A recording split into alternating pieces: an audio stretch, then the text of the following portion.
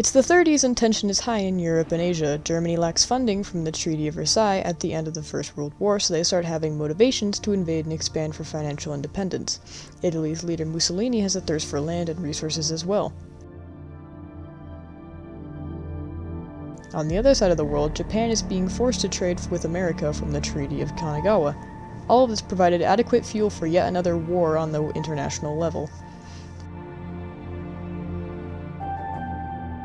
Japan takes the first move, occupying Manchuria, Johor, Inner Mongolia, and China, as well as many other islands and miscellaneous territories throughout the Sea of Japan and the Pacific Ocean. Hitler begins to create a war machine with Germany and invades many smaller countries such as Czechoslovakia.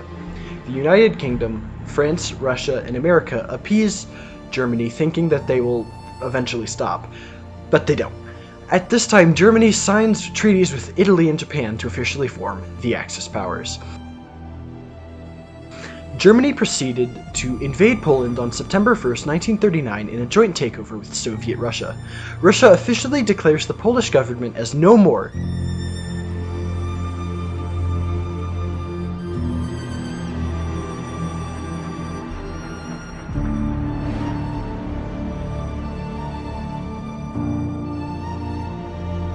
Germany continues to Norway to secure iron resources being threatened by Britain.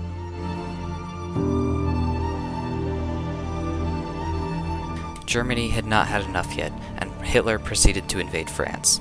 France allied with the United Kingdom and retreated either further into their own country or to Dunkirk and other port cities. From these ports, troops fled even further into safe territory as Germany continued to weed them out.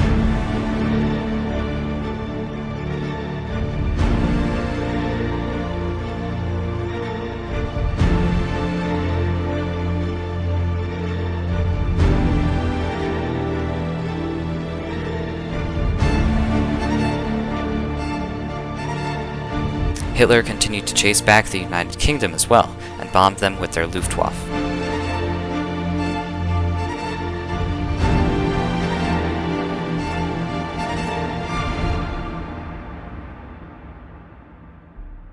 The United States is reluctant to join in the fighting, but they see Britain in need and start supplying them with ships and supplies discreetly.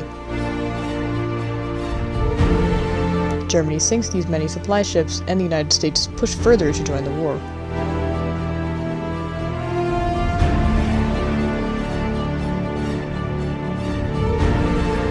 At the same time that the Luftwaffe is bombing Britain, Italy tries and fails to invade one of the United Kingdom's puppet states. Germany comes to their rescue, using their revolutionary Luftwaffe, yet again to save the day. On the other front, Germany invades Western Russia very successfully, but they are unprepared for the cold weather and freeze in the winter.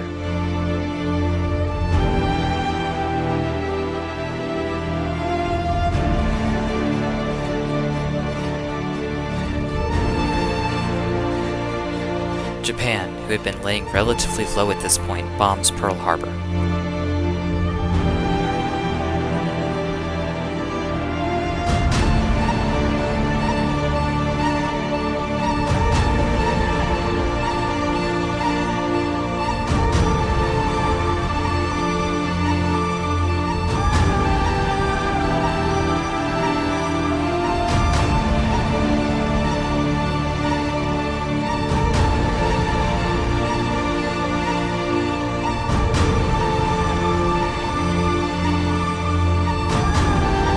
This provoked Britain and the United States to both declare war on Japan, and the United States to officially join the Allies.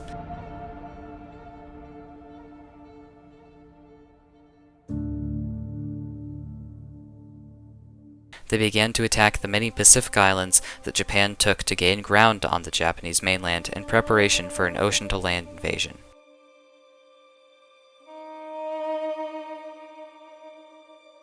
Unknown to most of the soldiers fighting, and even some of the higher-ranking generals, there was a secret weapon in development being specifically designed to destroy the Japanese war effort. Back on the German front, Hitler tries to invade Russia again when it's warmer, but they get pushed back by the Russian forces, and Russia officially becomes a part of the Allies.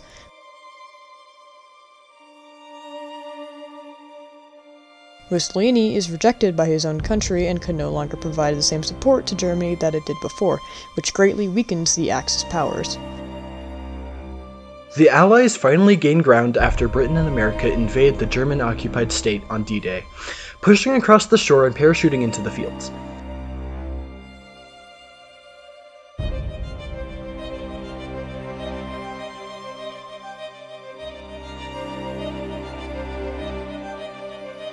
They force the German forces back to Germany and officially liberate France. The Allies, on a roll now, decide to invade Germany from all angles, forcing them to either surrender or die.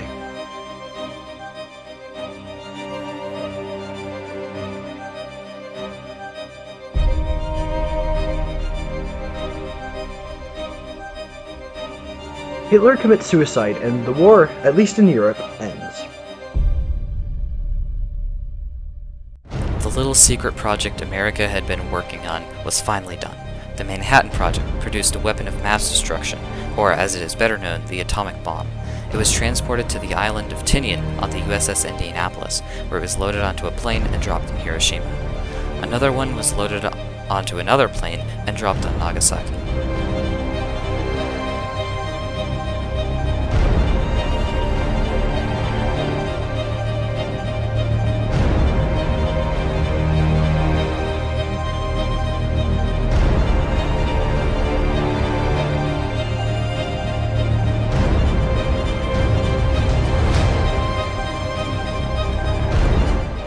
Japan finally surrendered as they deemed that they had no chance of winning a fight by themselves, and the Second World War was officially over.